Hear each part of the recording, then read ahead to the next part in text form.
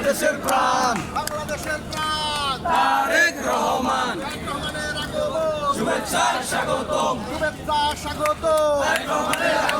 তারেক রহমানের আগমন শুভেচ্ছা স্বাগতম লাল গোলাপ শুভেচ্ছা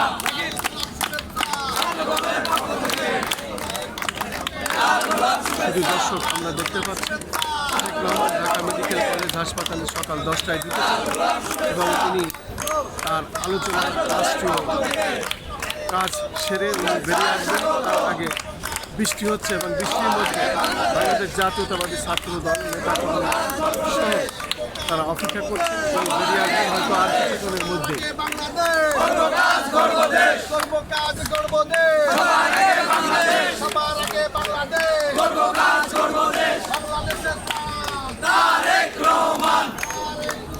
শুধু দর্শক আমরা দেখতে পাচ্ছি গুড়ি গুড়ি বৃষ্টি হচ্ছে। এই বৃষ্টির মধ্যেও ভিজে বাংলাদেশ জাতীয়তাবাদী ছাত্র দল তারা এইভাবেই অভিবাদন জানাচ্ছেন।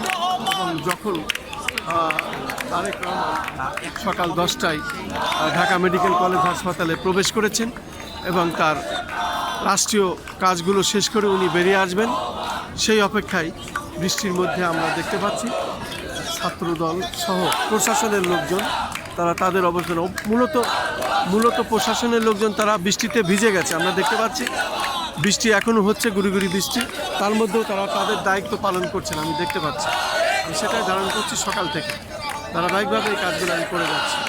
আমি খন্দকার মাসুদুজ্জামান, ঢাকা মেডিকেল কলেজ হাসপাতালের ভিতর থেকে শুরু করে বাইরে কাজগুলো আমরা করে যাচ্ছি।